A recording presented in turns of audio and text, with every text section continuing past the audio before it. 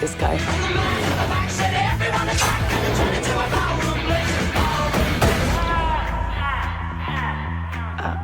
Not good. Don't forget, we're the bad guys. Let's start the show because we're also bad guys.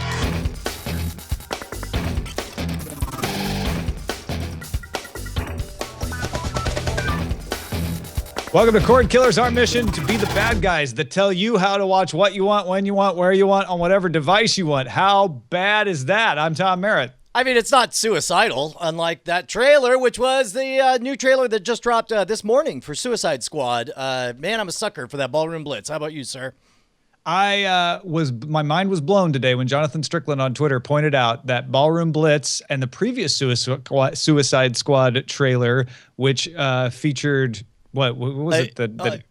The Queen song, Bohemian Rhapsody. Queen song, Bohemian Rhapsody. Both songs from Wayne's World, which means our next trailer will feature Dreamweaver. I'm okay with that. I'm okay with all of this, just like I'm okay with our amazing guests. Yes, validating all of my film theories from comedy film nerds. Chris Mancini is here. Also has a new graphic novel project he's kickstarting called Long Ago and Far Away. How's it going, Chris? Hey, great to be here. It's going really well. Absolutely. Yeah, taking a break from comedy film nerds and, still coming down from the Batman versus Superman analysis. I think it's time to stop talking about that movie and just move on to the healing.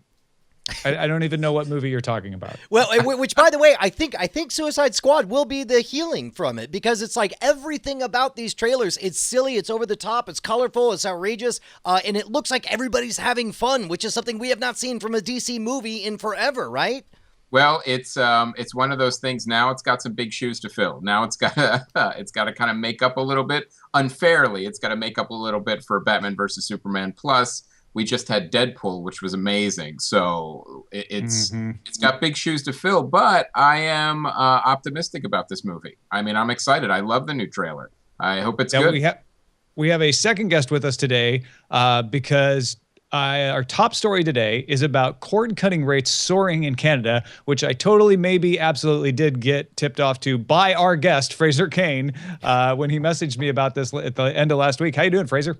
Hey, good to be here, guys. Yeah, I'm here to bring that international flavor with my exotic Canadian accent. I'll tell you slow down. We can barely understand you. Hey, man, I'm going to borrow your crayons. You get them back tomorrow, all right? Take off. By the way, it wasn't just Fraser. We got so many emails. Like, I'd say a third of all the emails we got this week were about our primary target. So the Convergence Consulting Group put out a report noting that 190,000 Canadians dropped traditional TV in 2015. That's up 80% year over year. So even if they're off by a little bit, it's a huge jump. Cable subscriptions last grew in Canada back in 2012. They've been declining for a while. The decline of subscriptions was 1.5% bigger than it was 1.5% and bigger than the 1% decline in the United States. So still a lot of people subscribing to cable in Canada, but dropping like flies. The majority of households still subscribe at 11 million. Netflix subscriptions in Canada rocketing up 58% between 2013 and 2015 to 4.9 million as Netflix finally starts to flesh out that library in Canada. And here's the thing that Brian and I were trying to wrap our heads around. Canadians, Fraser, pay less on average for cable and more for internet. And so they are cutting the cable and keeping the internet. I have no idea how much Canadians pay for cable. Because I don't have any cable, so I am one of those cutters. But I pay a lot for internet. But then I want a lot of internet, and so I just keep asking for the most internet that I can get. So I've got like a very fast internet connection. Can't you tell? Well, and I guess the thing is we make the assumption oftentimes that the reason people cut the cord is because they are fed up with paying the exorbitant fees on cable. But you guys are not experiencing the same kind of exorbitant fees that we experience in the United States. So with that being undercutting that argument that it's about price, it's about being cheap, what is it that is attracting your people to cut the cord? I have no idea, because not only is our cable, I guess, cheaper than it is for you guys, but we have less choices for ways to cut the cord. So you can have Hulu, HBO, You've got Amazon Prime. We don't get any of these. We have a Wait a minute. watered There's down there's no version. Canadian Amazon Prime. Is that No, for reals? So the way you can do that is Show Me. So that we talked about that I guess maybe last year. Right. And so they're kind of like Netflix, but then they've got the license to the Amazon Prime stuff. So that's where you can watch all of the Amazon Prime shows is on the Show Me. So if you want to watch sort of all of the stuff that's kind of available for streaming, you can get Netflix and you can get Show Me, and that's really it. We don't get Hulu, we don't get HBO online. Now you can get some of those shows through your cable package, and there's services in the cable package that are like HBO, and they show the HBO shows, but we don't get HBO in Canada either. So it's actually pretty baffling to me that people are willing to cut the cord. They've got to just like really hate the cable companies. How's the reliability in Canada for the cable? Like, does it go down all the time, or is it up all the time? Like, No, it's because fine. that's also a factor for cutting it. Is it like, well, it's unreliable? No, it's fine. It's fine. Works great. Yeah, man. Here's the only thing that I could think of, and I think this is a great time for us to kick it out to our fabulous neighbors to the north. Anyone who's watching from Canada who has a theory on this, write us at cordkillers@gmail.com. It occurs to me that what if I almost wish we could go back and look at the data and see if this is maybe some kind of rubber banding effect, where maybe the U.S. had led Canada in cord cutting for a long time, and this is like a catch up period of them snapping to, or maybe the elephant in the room, the dark horse. It could just be that everyone's getting it through piracy nowadays. I think it would be a moose in this case, but yeah, something like that is in the room, and people are paid attention. This article from CBC did note that historically there have been some higher rates of infringing uses of content in Canada, that people just generally don't use Canadian cable as much as the United States has in the past. But I don't. Let me just throw this out. I want to hear what you guys think of this. What if it's just a different attitude where in the United States, we're very focused on, I have to get my shows. I have to get the hottest shows. And if I can't, like before HBO Now came around, it was like, how can I cut cable unless I steal somebody's HBO Go login? Because I have to watch Game of Thrones and I have to watch this show. And I can't replace all the shows I want to watch with all of these different systems because either they're not there or I just don't want to manage that different systems. Where the tone I get from the CBC article is, Canadians just want to watch some TV, and Netflix gives you a better experience. And so you can just keep watching TV and there's no commercials. And you know what? If it's not all the shows, who cares? It's some good TV. That's my attitude at this point, is I'm really about, like, I want to be entertained now, please. And so I just turn on the Netflix and see what they've got. And there's always something that's good to watch. You can't necessarily watch the thing you want, but there'll always be something good. And with Netflix's their own offerings, there's enough good stuff now to watch that you can stay pretty entertained. How do you pick when you load Netflix? Because I still get overwhelmed with choice. I go in and I'm like, that's a lot of stuff I think I want to watch. I'll just save it for later. Well, you definitely put stuff on the wait list. Get excited about, the new originals that are coming out and sort of dig deep. I think, and even like the offerings that we get on Netflix are very different from what you'll get in the States. That's why a lot of people use the VPNs, although now apparently Netflix is really kind of preventing people from using the VPNs. So yeah, I just I build up a wait list of things that I want to watch and watch them when I do. I'm very disconnected these days from what's happening right now, what shows are on, because I find stuff does trickle eventually over to Netflix and I can catch up on it. So I think the takeaway here is that Canadians need to take their television watching far more seriously than they're doing now. They got to step up their game. There's a television gap between the two countries. Yeah. We're so used to being, I guess, the last people to see anything or get a chance to access anything that we've just given up. Interesting. No, so it's a culture of, well, we never get everything anyway. So why should we pay for it? Yeah. We just assume we browse the internet. When there's like some video embedded in some article and you like watch the video, that experience. Yep. That is not our experience. Our experience is you're a filthy Canadian. You're not allowed to watch this. I guess that's the thing, because like in a fair and just universe, you would just never even know that was a thing. But instead, they put these giant banners pointing out like, "Watch this thing." Oh, you can't. Yeah, feel bad about yourself. Not You available can't. in your country. Yeah, That's right. This clip from the Colbert Show is going to make you laugh, and then you click it and it goes, "Oh, not Unless for you, you're a Canadian." You're not going to Call Watching it us when you here. disavow the Queen and join the United States. Yeah, exactly. Well, yeah.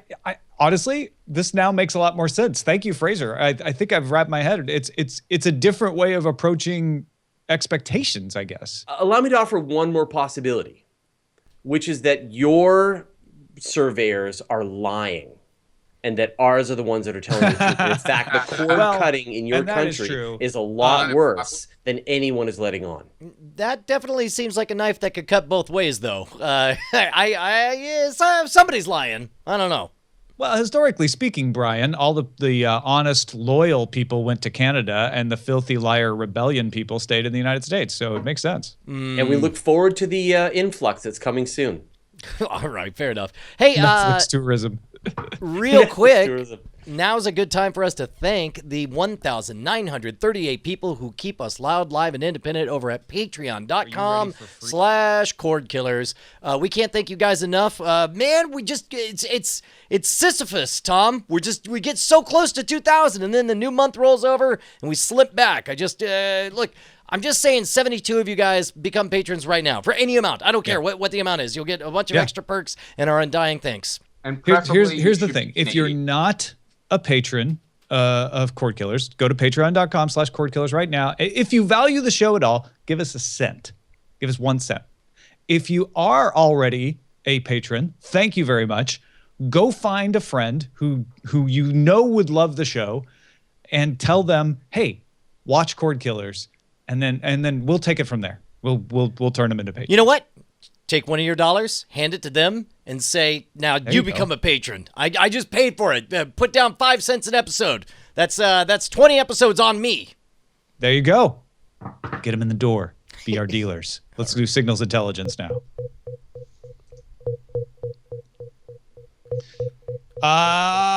Remember we were talking about whether Facebook was going to get NFL, and then Facebook withdrew from NFL, and we're like, it's probably going to be Yahoo. It was Twitter.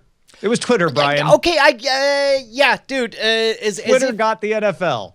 Okay. On the one hand, this is the last place I would think of for the NFL to live stream. But on the other hand, it's kind of perfect for Twitter.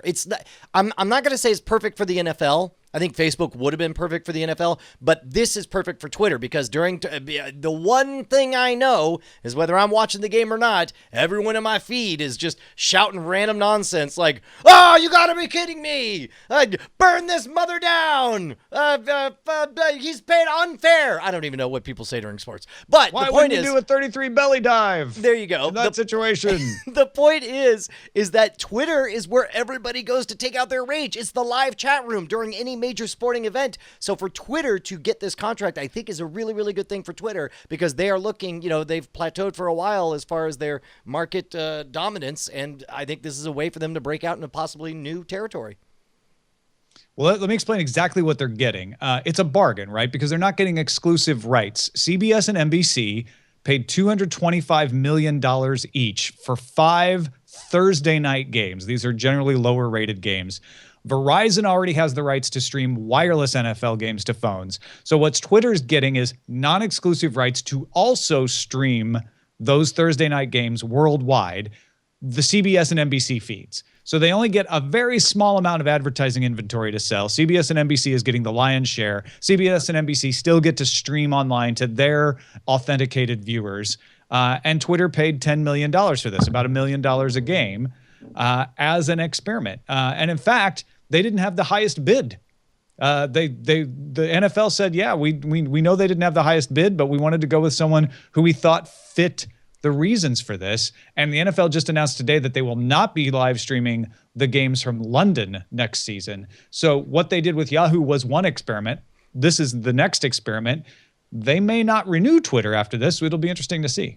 This really feels like to me a down payment for Twitter on acquiring content we're like, all right, we need to get into the original content game. We're gonna drop a lot of money here, see how it goes, but then we're gonna see about dropping more money and getting more content and getting more eyeballs, especially ones we don't already have. I really think it was that kind of thing. This is like our entry payment into a longer end game. That's really what it feels like. Not just we want the NFL and we're done.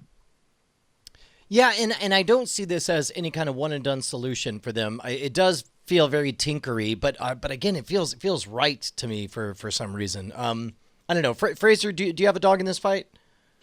What are they paying for Canadian football? Right. I think people are going to go. Don't they call that soccer? Yeah. Well, Fraser, this is football. worldwide, so you will not be blocked. When you see this embedded on a site, you'll be able to play it. He's like a beaten dog. He's just like, I don't believe you. Lies. It's all lies. Well, people will go wherever the content is to be able to watch it. And so if there's like links everywhere and you go to Twitter and you watch it somehow on Twitter, people will go and do that. So the question more is, in the amount that Twitter paid for this, is this a good return on their investment? I don't know. Well, it's expensive. So, it's not going to be a return on their investment because I don't think they're going to be able to sell a lot of ad inventory. The only way it is a return on their investment is like Brian says and like Chris said, this is going to lead to other things. They can point to this and go, look at what we did. Look at the stats that we've collected here. Wouldn't you like to partner with us on your live whatever? Yeah, and as a one-off set of experiments, I do think it's a smart thing. But yeah, I don't know that it'll provide $10 million of ad revenues, but it will certainly provide $10 million of valuable knowledge about what areas they can move into beyond just the microblogging. Right. And don't forget, Twitter actually makes money.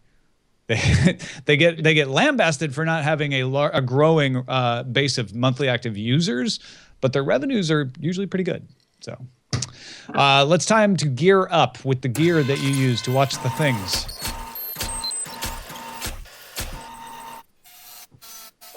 Yeah. Got a couple Roku things for you today.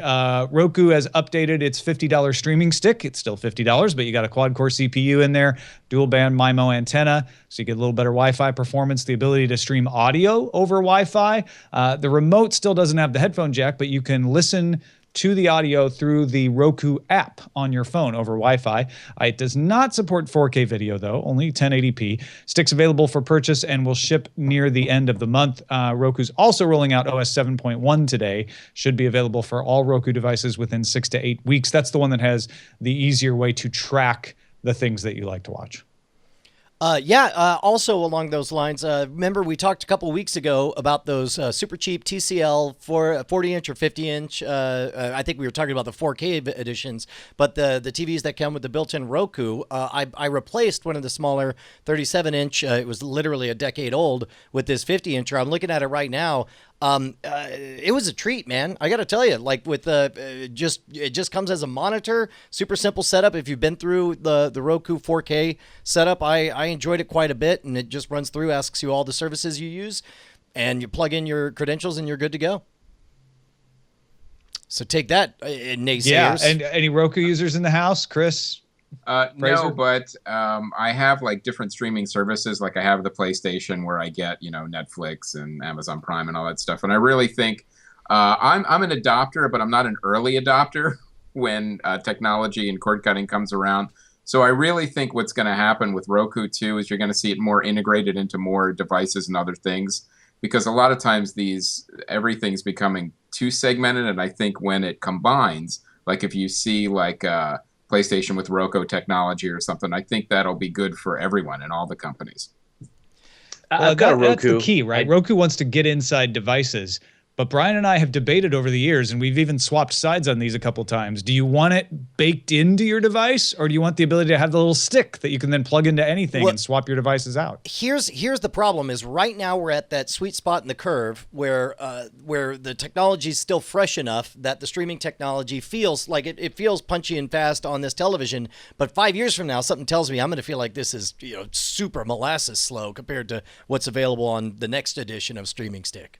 I always want to split the boxes from the TVs, from the screens. Always. Yeah. You just is the you're going to want new boxes all the time. Like I just got a Steam Link and it's super fun. And I was never expecting to want that in my TV, So as the hardware gets smaller and smaller, I mean, that stick is tiny. You compare it to the original Roku box, it's smaller and smaller where you could plug stuff in and out, or you could incorporate it. I think sometimes you'll have like, the way we used to build old PCs where you would swap out a video card or you would put something in. I think it's going to be a little bit of that too. It's almost like putting in a cartridge. Well, this is my Roku cartridge, and this is my, whatever. This is my Amazon Prime. I'm excited really as to how everything's going to finally integrate and come together. And I am very excited also that everything will be easier. Yes, absolutely. Well, and that's why I'm kind of on the side of pull things out, because I have the previous Roku streaming stick. It's a little laggy. Now that there's a faster one that's more responsive, and by all reviews, it works but better, I only have to pay $50 if I want to upgrade to that rather than replace the whole TV. And I think that makes a big difference. But we may get to the point with hardware that does this stuff eventually here where upgrading the hardware doesn't make that much of a difference. We may reach that plateau, at which point having it built in might be better. All I want is someone on April 11th, 2021 to email us and remind us to ask Brian what he thinks of his TCL television. Oh, man, I can't wait. It's actually going to happen, man. Yeah. Someone out there is making a reminder episode in the right time now. capsule. Yeah, say, hey, Alexa, set a reminder for April 11th, 2021 to ask Brian. Right. Meanwhile, what we need to ask Brian right now is what's going on with the Scam Stuff store. Oh, yeah. You guys know that you can support us a bunch of different ways, not only at patreon.com/Cordkillers, but we've got independent ventures. And if you head on over to Scam Stuff, that's gear for the modern rogue. This week, we're mainly talking about the fact that Hacking the System is available on Netflix. And it occurred to me, I don't normally think too much about the reviews on that stuff. Like maybe I'll click something 5 stars because I want relevant recommendations. But do me a favor, gang. If you're watching, if you're listening, if you're by a computer, just open up Netflix and give us a review. Maybe write out a review of what you think of Hacking the System. And at the online store, we've got the ultraviolet print detection powder, how we use to catch thieves and figure out passwords and stuff. This stuff's like very difficult to see with the naked eye. You can't really feel it on you, but under a fluorescent light, a UV light, it will fluoresce. Hey, Brian. Yeah. I'm time traveling right now. Oh, yeah? I'm as we're streaming this live on Monday, I am on the radio in Washington, D.C. right this second. Wait, can you play us a bit? No, I didn't plan ahead well enough. What station? Other people can do it. I'm on WTOP. So if you live in Washington, D.C., turn on WTOP and you will hear me talking about paying for things, contactless payments and stuff. I just noticed the tweet came across. That is amazing. I'm in 2 places at once. Hold on, I want to see if I could do you go on. I'm going to see if I can get this. We will go on to the front So lines. now wait a minute. I just searched for Hacking the System on Netflix, but I don't find it. This is too hard. Oh, wait a minute. Oh, we got multiple Fraser in with another Canadian dig. And that is true. If you're in Canada, you're not finding Hacking the System. I'm sorry. I'm sorry that it's not up there yet. Did you have any weight, any influence on this? Come on, man. Oh, no. I want to watch your show, but Are you kidding me? Yeah, no, I'm so low on that totem pole. I mean, all I could do is encourage you guys to shout a whole bunch of stuff. Oh, What do I shout at? Hey, you know what else would be great? To be able to watch YouTube Red, but I can't. Does anyone know anyone who works at YouTube? Sorry, I'm listening to Tom on WTOP. That's so that you've got that little place to put the chip card in. There we go. Okay, forget it. I'm sorry, but back to the show. Tom, it's your fault for bringing it up. DC multiverse. We will move on to the front lines, except in Canada. Front lines. Netflix is going to raise your price unless they already did. Subscribers in May 2014 were given a grace period if they were already subscribers and they didn't get their price raised. But as of this coming month, Netflix alerted shareholders they will be raising everybody's price up to $9.99 in the United States, and in the UK it'll go up 50 pence to £7.49. Number of people who are going to quit over this, I estimate to be about 0. What about you guys? I was one of those people that was grandfathered in, and I know the rates are going up. I'm I'm probably not going to do anything about it. Yeah. If for no other reason than because at $9.99 is still a steal, right? Yeah, it's not. It's very reasonable, especially for all the original content that they're giving us, and even stuff like the stuff I enjoy like Daredevil, but even like I watched the new Pee Wee Herman movie with the kids, and it's great. I mean, stay away from the Adam Sandler stuff, but there's still a lot of really good original programming that they're doing, and they're opening up the floodgates. They're making more. So, I'm like, yeah, okay, I can understand the raising the rates because you're giving me more content. Absolutely. Stars is making an app for iOS and Android and selling access for $8.99 a month. The same app will be accessible to existing subscribers. Users can get, quote, virtually unlimited downloads of shows and movies. The premiere of Outlander will come on the app April 7th, 2 days before the premiere. It's another app, Tom. You excited about that? And okay, cheaper than Showtime, which is $10.99, way cheaper than HBO Now, which is $15, and the ability to download and watch offline. I think maybe apps underestimate how important that is for people who travel. Yeah, what about you guys? I mean, we see it with podcasts. Like a lot of times with our podcasts, we hear all the time that, people are going on trips or whatever. They download them, they load up their phones for flights or whatever. And it's a big deal. People want that content when they don't have a Wi-Fi connection. Well, this sounds great. I'm just gonna see if I can sign up for it right now. Hold on. Good luck with that, Fraser. Oh, wait a second. Canada is the Eeyore of the cord-cutting revolution. Oh. Hey, here's one you're going to get excited about. Oh, wait. Cablevision doesn't exist in Canada. Cablevision's Optimum TV service has added Hulu to channel 605. Customers can subscribe through either Hulu or Cablevision. So if you already have a Hulu subscription, just go to channel 605, log in. It's on the guide, but it's just an app. So it's kind of like a video on demand channel on a cable company. Fraser, if it makes you feel any better, I don't have Cablevision in my area either. You guys have no idea how much I have to, suppress this as we do the show normally. But now I'm just letting it fly. Yeah, let it out, man. Let it out. Yeah.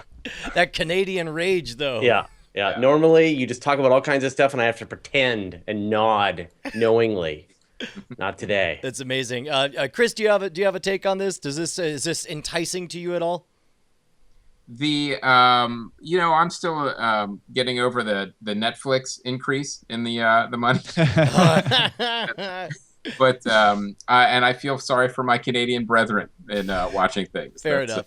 A company called Layer 3 plans to compete with cable companies by offering traditional cable, but with better tech. The company will deliver a better picture by using fiber and HEVC, that's H.265 for the techie folks, video and 1-hour appointment windows. Its set-top box will be simple to install and include internet options like Amazon and Netflix. The channel guide prioritizes channels based on your interests, not channel numbers. Level 3 is coming to Chicago first in the next few months for $80 to $150. Part of me says, wow, welcome to 2005. Yeah, sure. And each service visit will come with a unicorn. But here's the thing is there is a class of people like my parents will never use their computer to watch anything ever, period. So it's like, and they're never going to give up cable. So it's like, if this gets them closer to a civilized experience like a lot of cord cutters have, I'm cool with it.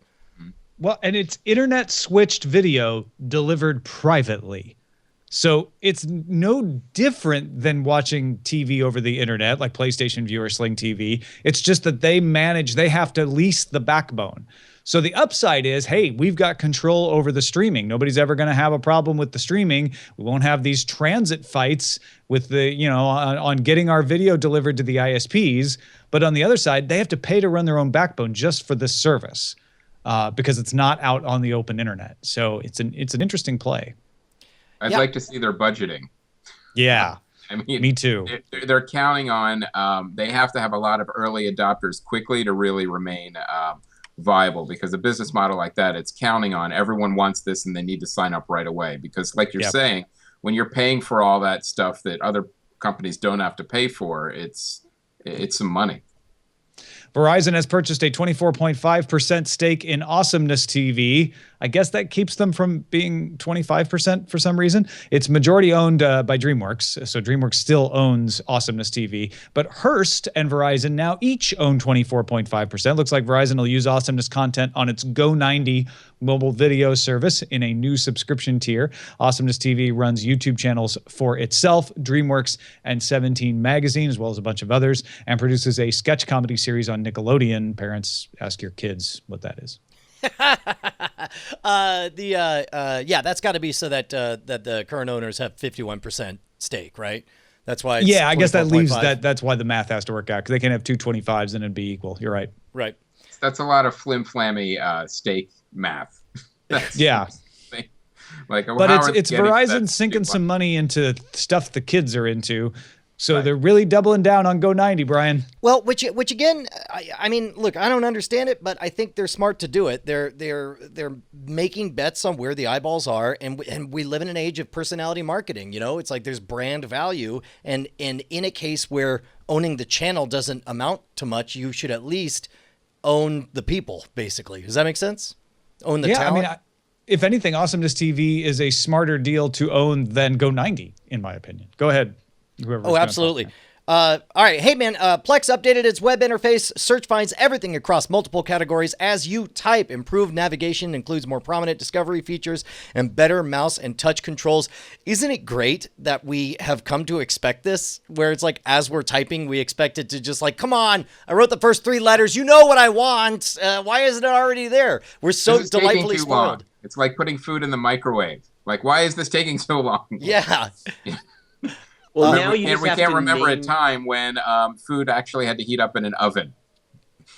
Well, now you just have to name your personal videos better so that you can find them more easily when you search. And that's a good one. So Yeah. all of a sudden, all the top new shows are starting with the word QXD or something. So, Well, but I mean, the thing is, like, people use Plex for piracy, right? Like, I know people say they don't, but you know, you look at the movies, even in the Running Man. Did you buy the DVD and now you ripped your Running Man DVD? Is that what you did? no, that's an animated Plex? GIF, but yeah.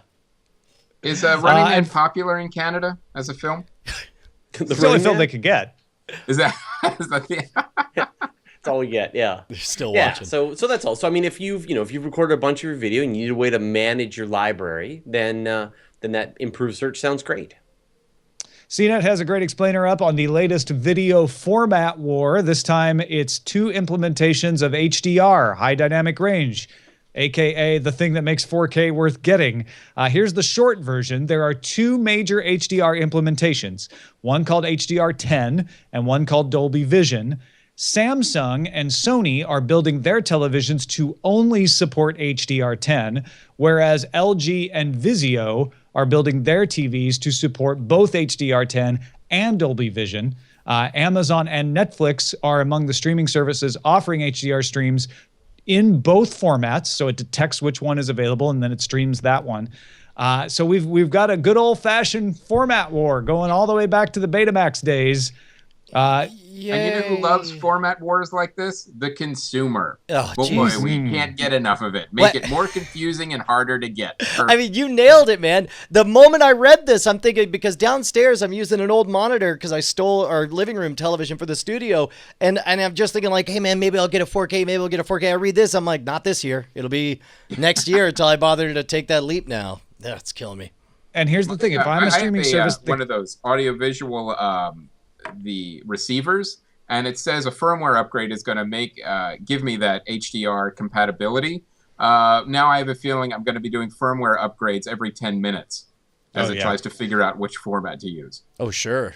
Have any of you actually seen HDR? I've never even still seen it on I've on not a TV. seen it yet. Tom, you've seen it though, right? Yeah, I've seen it, and it does have that pop where you're like, wow, I feel like I'm looking out a window. The colors are amazing. Or is real life this colorful? I don't care. It looks awesome.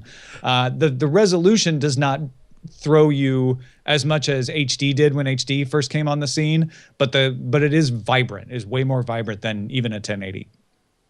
But it has to be done through the other hardware. thing I'd say is, if I'm a streaming service that can't afford to do both HDR10 and Dolby Vision, I'm gonna pick HDR10. Because if LG and Vizio are supporting both, Samsung and Sony are only doing HDR10. That means I've got to support HDR10 if I have to choose. This is like defaulting on the prisoner's dilemma, right? Where it's like no matter what, you'll know you'll be covered, but you're essentially picking a winner, whether you mean to or not. So I'm predicting HDR10 wins. Interesting. Right now, which really will mean it will lose because I also predicted HD TVT would win. Let's see what's under surveillance. What are we watching with all this gear? Hulu's got an interesting original in development called Citizen. It's a hero origin story set in a supernaturalized New York. And its first cast member that they've announced anyway is Tom Waits as Cesar, an anti-authoritarian priest. Cesar runs a guerrilla humanitarian outfit with questionable legality from his church in Boyle Heights. Does that qualify as a novelty casting? Like, do we regard Tom Waits? I mean, he was in Down by Law. That's not novelty casting, is it? Yeah, I don't know. I don't know. Ask Chris. Chris? When Tom Waits is cast in anything, it's novelty casting, but not necessarily in a bad way. There's like he's even in a movie, I think, Wrist Cutters, where you see him in just in a small role, and because he's always entertaining and he's always fun to watch, and he's always got something interesting that he does with a character. So it's stunt casting, but good stunt casting. Right on. I think this is definitely going to try to have I don't know if it's Jim Jarmusch or David Lynch or something along those lines of a feel. So I'm curious to see a trailer and see what's going on with this. Yeah, by the way, as far as when you're rolling out new shows that are a little weird and you're doing stunt casting, always better to release a trailer with your announcement. For this very reason. Oh, just to get people not just assuming it's garbage. Yeah. Well, and this is a Variety report, not a press release, I don't think. Or, sorry, Deadline, not Variety. But so it may have leaked out before they were ready. Let's visit the trailer park. New Game of Thrones trailer out. Premieres April 24th. I watched it, could barely see anything, and then The Verge actually has a trailer that they redid the ISO on it, so you can actually see the dark scenes. Oh, that's hilarious. I gotta tell you, we're close enough now. It's not like I'm worried that I'm not gonna see it. I don't need any convincing to watch the best television show in my lifetime. So it's like I'm actually gonna pull a Star Wars Episode 7 on this and not really watch. I'm gonna go as spoiler free as I can because we're finally into uncharted waters beyond the books. I like how you have to change the f-stop of a trailer before you can actually see what's going on. That's unprecedented. They're like, well, you released a trailer that no one can see.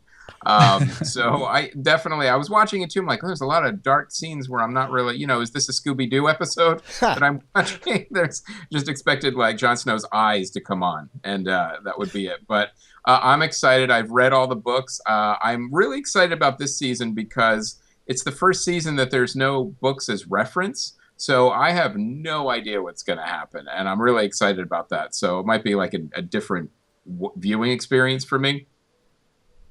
Yeah. Fraser, do you get Game of Thrones? Not necessary anymore. I think the shows have got this under control. We're good. Yeah. Although I think Chris may have inadvertently spoiled the ending of the series. It's probably Robert Baratheon dressed up as the White Walker King. And just takes off his mask. I had to fake my own death. Gotten away with it too. If it wasn't for Netflix's first UK show, The Crown, arrives November 4th. This is the one that tells the story of Elizabeth II, the current reigning monarch of Canada and England and other places.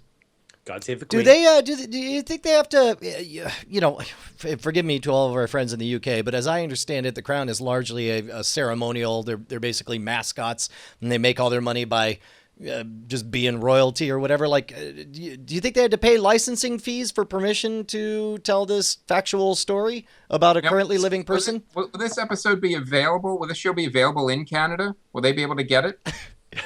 Because you guys are still subjects, right? So we get all the Netflix originals. That is the one bone that gets thrown our way. Good. And I believe this is set for a worldwide release, as are most Netflix originals. going forward. And I don't want to claim that I know UK libel and free speech laws and all of that, because they are different. But I believe that the royal family is considered public figures, and so you are free to tell stories about them as long as they are true. But there are certain things you can't get away with. I know that. So I'm curious how Netflix walked the line here. And I know they hired a UK production crew, so I'm sure they had to vet all that. You got an O.J. The Simpson contract show. was that you have to hire somebody who played Doctor Who. Fair enough. Of course, it's Fantastic ahead. Beasts and Where to Find Them trailer is out. This is the next Harry Potter movie, but doesn't star anyone from Harry Potter, including Harry Potter. And that movie's coming on November 18th. Yeah, I suppose if I loved Harry Potter as much as I loved Star Wars, this would be as exciting as the new Rogue One trailer, which I guess this is the also Rogue came One out of this the week. Harry Potter universe, for sure. Yeah. Yeah, why do we not have the Rogue One trailer? Brian and I talked about it. It felt like ancient I think history it was so already. obvious. Yeah, that's hilarious. That was so long ago. Did you guys have a read on the Rogue One trailer? How'd you feel about it? I was excited. I mean, I'm a big Star Wars fan. I liked the new movie a lot. I mean, like we were telling Tom on Friday, we actually went to Australia to see the movie a day early. That's how crazy we were to see it. Wow. So I'm really excited about Rogue One. What I like is that I think what they can do is, now that we're not tied down with the characters that we already know and we know what happened to them, I think there can be some freedom in the storytelling now. And that I really am excited about, which I want to see. I mean, obviously, I know they get the Death Star plans, but other than that, I think there's some freedom to actually explore new stories and new characters. I mean, can I tell you something? Everything you said is exactly how I felt until I saw the trailer. I was actually bummed the moment I saw the Death Star. Like, I wanted this to be like the Death Star is some far off thing that is not there, but instead it's very prominently shown in here. I was like, oh, that's the Death Star, which means they're going to figure out some way to wedge Darth Vader showing up in there. And then my brother's like, wait, do you think they'll do that? I'm like, I don't know. Do they like making all the money on the planet? Yeah, something tells me they're going to figure out a way to wedge Darth Vader in there. I'm like, I don't know. So I mean, like is a it good red wedging if herring. he's integrally part of the story, which he is? yeah, they're going to Biggs and wedge Darth Vader in there. yeah, there you go. Yeah, I'm excited about an all new Star Wars story. So I think that's great. Absolutely. And I feel like we may have given a little short shrift to Fantastic Beasts. I got a little chill. I'm a big fan of the Harry Potter movies, and so when I saw that and heard the theme song from the originals, I'm like, oh, this is cool. I'm getting a new take on this universe. Let's talk about what we've been watching. Start with you, Fraser. What kind of things have you been putting in front of your eyes? Well, I haven't been here a while, so I've watched the new Daredevil, of course. Better Call Saul. I'm up to date on that. I've been watching a lot of streaming stuff on YouTube. My kids like to watch a lot of like Let's Plays on YouTube, and I've started to do the same thing. I no longer play the video games. I just watch people play the video games that I like to play, and Now- that seems to sort of scratch the same itch. Is it a case where it's like you just want to know the story of what everyone else is excited about? Like I don't really want to solve the challenges or beat the robots or whatever, but it's like I want to feel like I experienced that world or place or challenge. Well, I think we are, it is similar to sports, I think, sports ball, right? That we want to watch people do something with, who are really good at that thing that we sort of know how to do. And I think it's the same thing. Watching someone play a video game really well is like, I'm assuming how people who watch sports feel. Oh, So, interesting. Where it's like, yeah. yeah, I played football. I'm familiar with the game. No, I can't run that fast. No, I can't catch that well. But I really appreciate watching people super good at it. Yeah, no, that's a Yeah, good I point. understand what's going on here, and I appreciate it. And I've been finding that, I think that whole medium has just moved forward in leaps and bounds, and they are figuring this whole thing out about how do you try to show when people are playing a game in a way that you then come across and you get the story and you get what's going on. I'm really impressed at how good the Let's Players are these days. Chris, what have you been watching lately? I've also been watching Daredevil, but I'm not done, so I won't be joining you guys in the spoiler section later. I've got about 4 more episodes to go, and I'm really enjoying it. Like I said, I watched the Pee Wee Herman movie on Netflix, which I really enjoyed.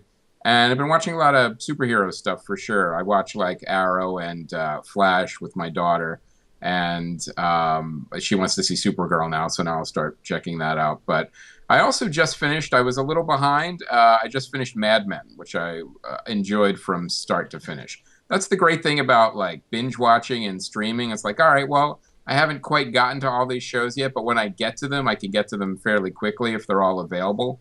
Like now with HBO, I want to go through The Wire. I haven't gone through The Wire entirely. That's like next on my list. Oh my God, you're gonna love it. It's so good. Literally life changing. I know. No one has ever said, "Oh, The Wire. It's all right. It's okay." I've never heard anyone say that. Yeah. Dude, I let you down, Tom. I did not get any more Daredevil done. The only thing I've watched this week has been Better Call Saul and Justified. So we'll talk about those in spoiler in time. What about you, sir?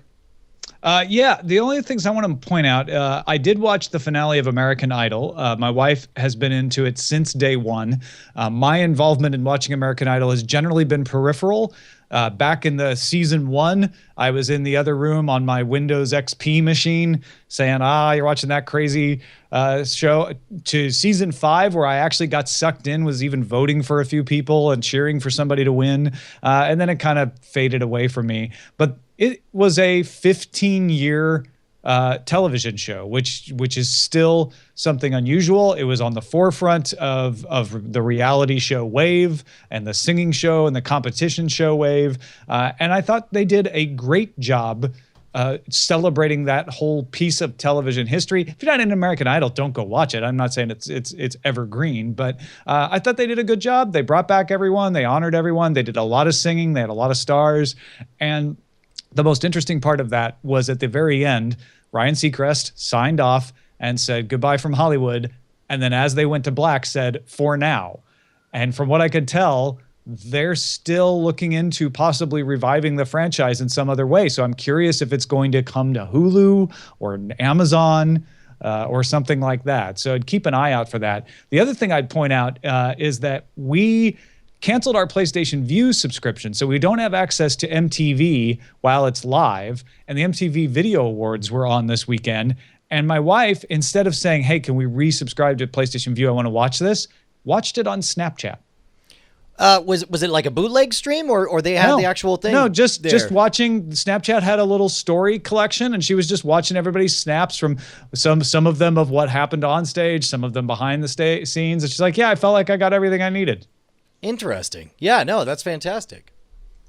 What are you on the lookout for, Bryce? Hey, so today I'm really excited about this pick today. We reported on it a while back when it was announced. This is the new Hulu drama, The Path. This is the new show starring Aaron Paul. It follows a family who are high-ranking members of a cult called Myerism. And there are a couple of different plot lines going on. Aaron Paul's character Eddie is kind of having a crisis of faith, and all of the like there's a point where he weighs. You can tell how very strongly he weighs potentially not believing in the cult versus some other pretty heavy things. You've also got Cal, who is sort of filling in as a leadership as the leader of the cult, while the author behind the book, the ladder that this cult is revolving around, as he's writing new pages, as well as like issues with his mother. There's a lot of really great stuff going on. I think if you liked The Leftovers, if you really were into the culty elements of The Leftovers, without the supernatural bits, I think you're going to get a very shocking but probably not unrealistic look at a cult, at having to live in a cult and be immersed in a cult and see that from the inside out rather than from the outside in. Have any of you guys gotten a chance to watch this yet? No, not at all. I after 11/22/63, I'm going to wait to hear more about it before I dive in. I think it's fantastic. There are 3 episodes that are up now on Hulu. They're airing new ones on Wednesdays. They're hour long, and there will be 10 episodes this season. Check it out, please. If you got something that our producer Bryce should be on the lookout for, let us know. Email us, cordkillers@gmail.com. Let's get to some dispatches from the front before we finish up.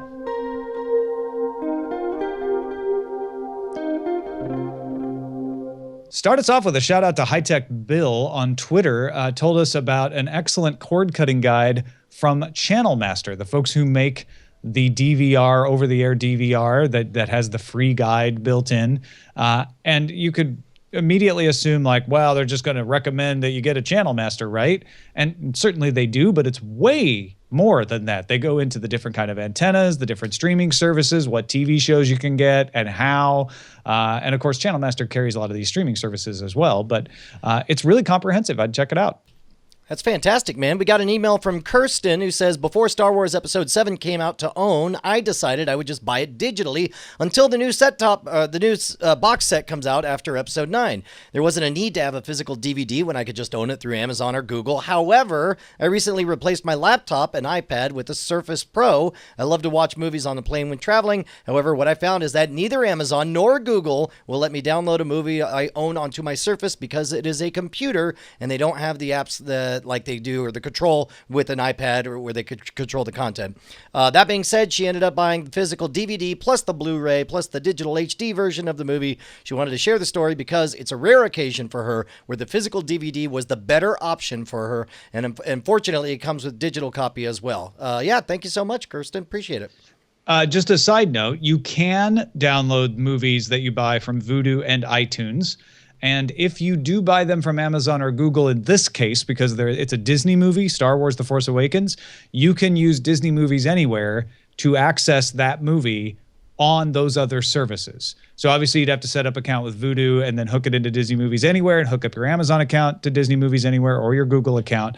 But if you did that, then you can download from Vudu or iTunes, either one, and watch it offline, or you can just buy the DVD like Kirsten did. But I thought I would point out there is another way around that, and it's a great reminder that what devices you have and what services you have need to match up if you want to be able to watch offline.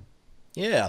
Got an email from Tim hearing us talk about the idea of a kind of a digital bot to help guide you through your content. And it said it made him think of a TV show, or I assume it's a TV show, called Hyperland, from an early 90s TV show written and presented by the late, great Douglas Adams. He says it's pre-internet, so there's a little too much CD-ROMs will fix anything, which makes it feel a bit dated. However, Douglas Adams makes some interesting predictions, especially about how you'll be able to get additional information about shows and skip between interesting things. He's joined on the show by a digital assistant played by Tom Baker. They previously worked together when he wrote some episodes of Doctor Who on the classic series.